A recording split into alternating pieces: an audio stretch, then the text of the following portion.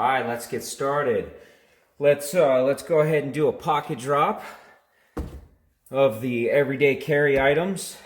Got my gun, flashlight, got the blade, a tourniquet. Most people won't know what that is. And the CCW and appropriate licenses. And in typical Z.E.R.T fashion, what's up, guys? Out here putting together a video for you regarding setting up your equipment that you wear to accommodate for some of your mates and your team that you're running with. Maybe help you train a little bit more efficiently. We recently shot a video for the Z.E.R.T page, and we had some guys asking why me and some of my mates ran our equipment a certain way. It might appear unorthodox, but it comes from a good background, a good training background in how to do things. And hopefully you guys could take something away from this and make you a little bit more efficient on the range, training with your group. Stand by and we'll jump into it. So let's take a look at the war belt, battle belt, whatever you want to call it. This is like a typical duty belt style setup. So let's jump into it. I run a lot of shotguns, so I have two emergency shotgun rounds right here. They're slugs. Okay, I have 2 pistol, 2 rifle. You know, 1 is none, 2 is 1 type ideology on this one. Got 2 flex cuffs, just in case you run into someone that you don't really trust, but they do not warrant taking their life. So that'll keep you out of trouble, keep others out of trouble. The blade. Now, the blade, as far as locating it on your belt, is very near and dear to my heart. I think there is a right way and a wrong way to do it. For example, if someone's trying to take your gun away, you use your fire control hand to cap your gun, and you use your support hand to work the blade. Now, if your blade is all the way over here, you can't reach it with your support hand, okay? Not only that, but now you have 2 forms of lethal force on one side of your body with only one hand to maintain control. So if they're fighting for your gun, you can cap your gun, but there's a knife right there that he can go for as well. Just a thought. I'm not saying I'm right or wrong or indifferent, but I don't really condone running a knife on the fire control side, always on the support side. These knives, I tend to steer some of my mates away from the more typical knives that you see in the field. You know, the single retention type stuff, the Kydex holster, John Wick style stuff that we see every day. This is kind of abnormal. This is a titanium dive knife, and the reason why I run these is because this is actually a dual retention sheath right here, and there's no latches, there's no Velcro, there's no snaps or anything to actually get to your blade. You just reach over, you grab it, and you squeeze the handle, and as you squeeze your handle, it's got these hooks on it, okay? Now, when those hooks are depressed, it releases, and this will not come out. This is an insanely strong retention style sheath. You reach back, you grab it, get a firm grip, and you pull it out, and it comes out. I prefer running the Tonto blades because I don't like stabbing myself putting things back in their sheaths. So I typically stick with Tonto blades on everything, including my EDC SOG. EDC SOG, this is the Trident Elite, also a Tonto style blade. Nice. Gerber multi-tool for fixing problems, equipment problems, things like that. Got a bleeder pack. I come from the medical field, so this bleeder pack is set up properly. I got trauma shears on the top. I have 4 different tourniquets in here. I have a quick clot sponge, compression bandages, things of that nature. This in particular pouch, I believe, is high-speed gear. Safariland holster with my MMP. This is my night vision gun. American flag, and then I've got my Surefire flashlight. It's a white light for navigating the field, so to speak. Man, that thing's beat up. I don't know about you guys, but natural wear and tear on equipment I think is the coolest thing in the world. All right, the plate carrier.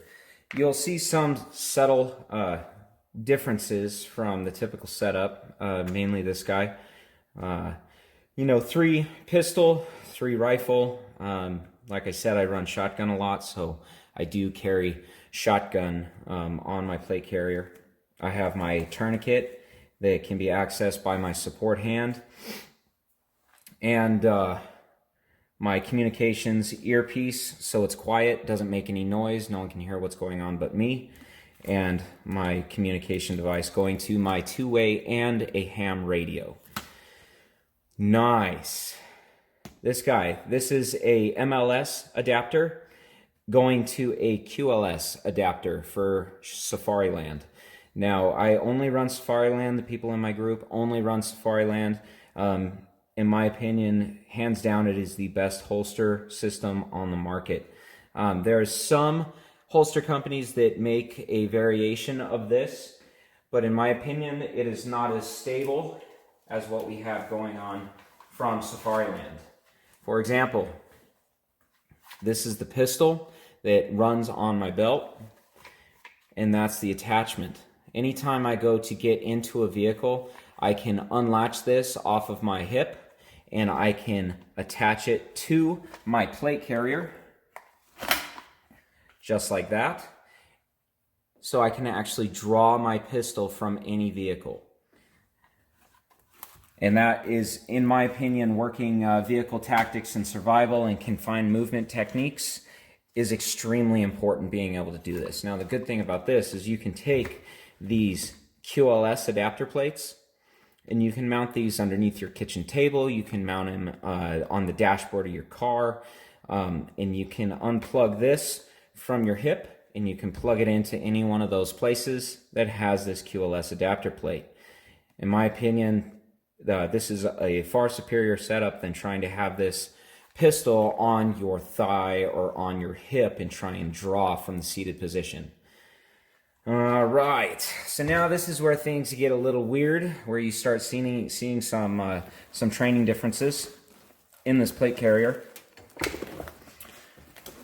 This is the back of the plate carrier. We have our 2-way and our ham radio right here, and everything's kind of tucked up, zip tied out of the way, which is good.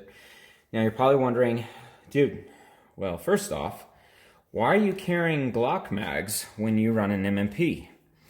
Well, one of my mates that I work with, he's trying out Glock to see how he likes it, see if we fare better with a Glock versus MMP. We're not there yet, but why do I have magazines on the back of my plate carrier? Well, it's a concept that was developed by 5th Group in the Army, which is a special forces outfit, that it's the theory of fighting from your buddy's back. Anytime you run support drill and you're getting your buddy's support, you're standing over the top of him. You go to reload, you can drop a magazine on his head, you can call reload, you can call check, which if you guys are familiar with the form of communication check okay, then you know what I'm talking about. But you can't really call reload because then also the bad guy's going to know, hey, that dude's out of bullets. This is a good way of communication, actually, the reason why we do this. If you're standing over the top of your buddy, he's in the kneeling position and you're in the standing position, you're using a portion of his body for cover, and you're laying down some type of support fire, trying to keep the bad guy bunkered, or you're leaning out from a corner, one of the two, something like that, just to give you guys some examples. If he needs to reload, he doesn't really need to communicate with me that he's out of bullets. There's several different forms of communication when it comes to being in a gunfight. And this is how it was relayed to me, is you can pop the magazine out of your gun, the magazine's most likely going to hit your buddy. First form of communication. Secondly, he's reaching down and he's pulling bullets off my back. He feels, if I feel my partner, my mates working off of my back, I then know my people are out of bullets and they're trying to fix a problem. So that's just another form of communication on how to reload in the battlefield without, showing your cards to the enemy, so to speak.